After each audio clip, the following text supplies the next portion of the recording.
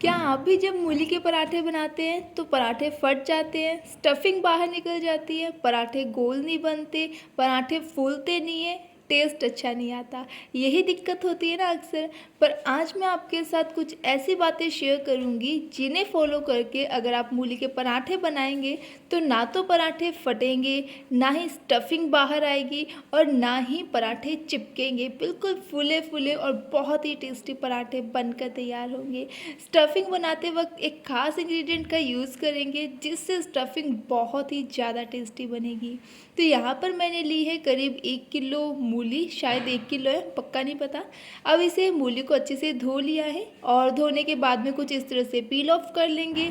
Sides जो इसकी रफली है उसे कट कर लेंगे और इसी तरह से मोटी ताज़ी मूली को तैयार कर लेंगे। ये मूली काफ़ी फ्रेश थी तो इसके पत्ते भी बहुत फ्रेश हैं। इन पत्तों को भी अच्छे से धो लिया है और बारीक कट कर लेंगे। जब भी आप पराठे बनाएं तो इन पत्तों को बिल्कुल मत फेंकें, धो करके इसे भी हम आगे इस्तेमाल करेंगे। तो बारीक कट कर लिया है और यहाँ पर जो मूली है उसे भी हम कद्दूकस कर लेंगे। देखिए, जब आप मूली परचेज़ करें ना पराठे बनाने के लिए स्पेशली, तो मोटे साइज़ की मूली लीजिए। इससे क्या होगा कि वो मूली काफ़ी फ्रेश रहती है और साथ ही में कद्दूकस करने में आसानी रहती है। ठीक है, तो यहाँ पर हम मीडियम साइज़ का कद्दूकस लेंगे और इसी से सारी मूली को अच्छे से कद्दूकस कर लेंगे।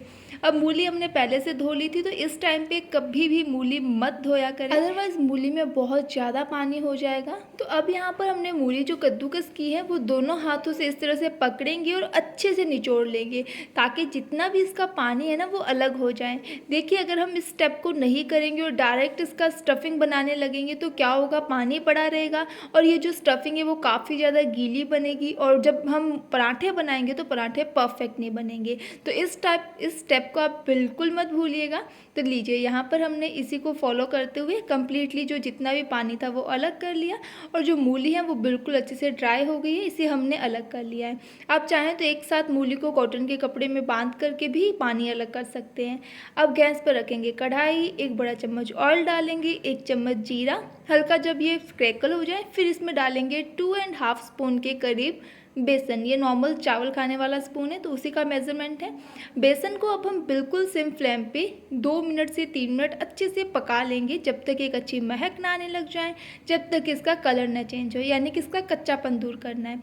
अब डालेंगे इसमें 1 चम्मच के करीब लाल मिर्च का पाउडर, आधा चम्मच के करीब हल्दी पाउडर।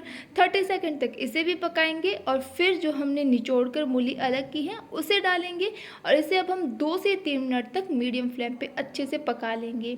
यहाँ पर हमने बेसन डाला है तो इससे क्या होगा, स्टफिंग बिल्कुल परफेक्ट बनेगी और जब हम पराठे में स्टफिंग फिल करेंगे ना तो स्टफिंग बाहर नहीं निकलेगी। साथ ही में जितना भी यहाँ पर पानी होगा, मूली में कोई बचा खुचा रह गया तो वो बेसन एब्जॉर्ब कर लेगा। ठीक है, तो बेसन जरूर डालिएगा।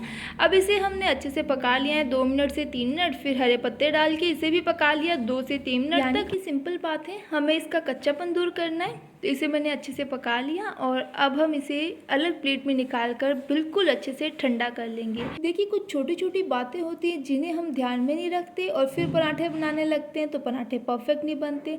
अब हमने इसे प्लेट में डालकर अच्छे से फैला के ना अच्छे से ठंडा करना है और गर्मा गर्म अगर हम स्टफिंग के पराठे बनाएंगे तो क्या होगा, पराठे परफेक्ट नहीं बनेंगे। तो स्टफिंग को भी हमने सेट होने देना है। इसे मैंने साइड में रख दिया, तब तक हम आटा लगा लेंगे। अब यहाँ पर हम पराठे के लिए आटा लगाने तो आटा बिल्कुल नॉर्मल लगेगा, इसमें मैं कोई नमक या ऑयल नहीं डाल रही। एक साथ हम गेहूं का आटा लेंगे, जितना आपने पराठे बनाने हैं उस अकॉर्डिंग आप आटा ले लीजिए और फिर इसमें थोड़ा थोड़ा पानी डालकर एक सेमी सॉफ्ट आटा लगाकर तैयार कर लें। अभी यहाँ पर कई लोगों को लगेगा कि अरे इसमें क्या खास बात है, पर जो गर्ल्स बिगनर्स हैं उनके लिए ये भी काफ़ी इंपॉर्टेंट हो जाता है। तो देखिए, यहाँ पर हमने सेमी सॉफ्ट आटा लगाया है, ये लीजिए आटा लग गया। इसे अब हम कवर करके थोड़ा सेट होने देंगे और दूसरी साइड जो हमारी स्टफिंग है वो भी बिल्कुल अच्छे से सेट हो चुकी है। आपने देखा होगा स्टार्टिंग में मैंने इस पर नमक नहीं डाला। अब हम इसमें डालेंगे थोड़ा सा नमक, टेस्ट के अकॉर्डिंग 1 चम्मच अमचूर और थोड़ा सा यहाँ पर गरम मसाला डालेंगे।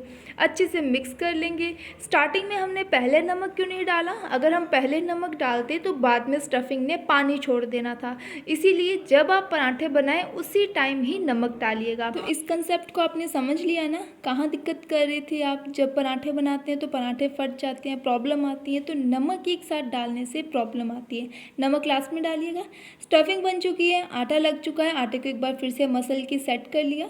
अब एक बड़ा पेड़ा लेंगे, ज़्यादा बड़ा भी नहीं पर नॉर्मल से थोड़ा बड़ा, उसे हम आधे तक बेलेंगे और फिर डालेंगे स्टफिंग। 1.5 स्पून के करीब यहाँ पर हम स्टफिंग डालेंगे। अगर आपको कम स्टफिंग पसंद है तो आप कम कर सकते हैं, पर ज़्यादा मत कीजिएगा, क्योंकि ज़्यादा स्टफिंग डालेंगे ना तो क्या होगा, पराठा बेलते वक्त फट जाएगा, तो इस बात का आपने ध्यान रखना है।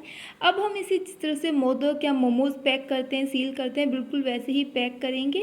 और जो एक्स्ट्रा पार्ट रहेगा ना उसे अंदर नहीं फोल्ड करेंगे, उसे हम अलग कर देंगे। अगर अंदर फोल्ड करते हैं तो क्या होता है कि जब पराठा खाने लगते ना तो खाली मतलब रोटी का ही टेस्ट आता है, इतना अच्छा नहीं लगता, इसीलिए आपने इस बात का भी ध्यान रखना है। अब बिल्कुल हल्के हाथों से आटा लगाते हुए हम इसे बेलेंगे। ज़्यादा प्रेशर लगा के बेलेंगे ना तब भी स्टफिंग बाहर आ जाती है, तो आपने इस बातों का ध्यान रखना है। और फिर हम देखिए हल्का हल्का ना बेलेंगे और ज़्यादा हम इसे अलट पलट नहीं करेंगे, घुमाते हुए ही बेलेंगे। और अब जब तवा अच्छे से गर्म हो चुका है, ज़्यादा गर्म भी मत कीजिएगा कि डालते ही पराठा जल जाए, नॉर्मल गर्म यहाँ पर हम करेंगे और फ्लेम को मीडियम रखेंगे। पहले ऑयल या घी से ग्रीस कर लेंगे तवे को और फिर इस तरह से पराठा रख देंगे। अब दूसरी साइड में एक और पराठा हम बना लेंगे और यहाँ पे फ्लेम को मीडियम रखते हुए हम इस पराठे को भी साथ साथ पका लेंगे। देखिए जब एक साइड हल्की सी पकने लगे, साइड पलटे और दूसरी साइड में घी या ऑयल लगाते हुए इसे भी पका लीजिएगा। अब मेरा सजेशन ले तो जब भी आप पराठे बनाए ना, घी या बटर में बनाएं, इससे पराठे बहुत ज़्यादा टेस्टी बनते हैं। अब स्पैचुले को हल्का सा ना बैक साइड से प्रेशर करते हुए हम इसे पकाएंगे। जब एक अच्छा गोल्डन कलर आएगा, पक जाएगा पराठा, तो निकाल लेंगे। हल्का सा जब दबाते हुए पराठा बनाते हैं ना तो पराठा ऊपर से क्रिस्पी बनता है और अंदर से सॉफ्ट रहता है। अब इसी तरह से एक बार और हम पराठे बना लेंगे। बस आपने ध्यान रखना है कि स्टफिंग आप थोड़ी कम भरें और इसी के साथ में फोल्ड करते वक्त अच्छे से फोल्ड कीजिए, गैप नहीं रहना चाहिए।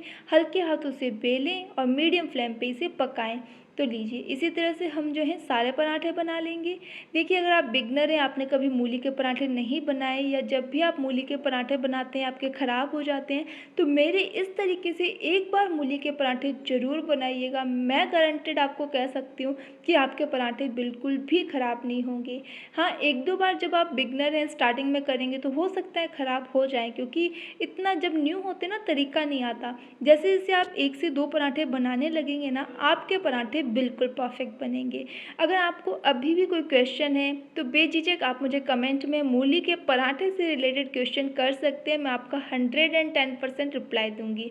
तो लीजिए इसी तरह से हमने एक एक करके ढेर सारे मूली के पराठे बना लिए। अब सर्दियाँ आ रही हैं तो इस रेसिपी को तो भाई सीख ही लीजिए। दही के साथ सर्व करें, चाय लवर हैं तो चाय के साथ सर्व करें, खाएं पिए एंजॉय करें। Like share subscribe.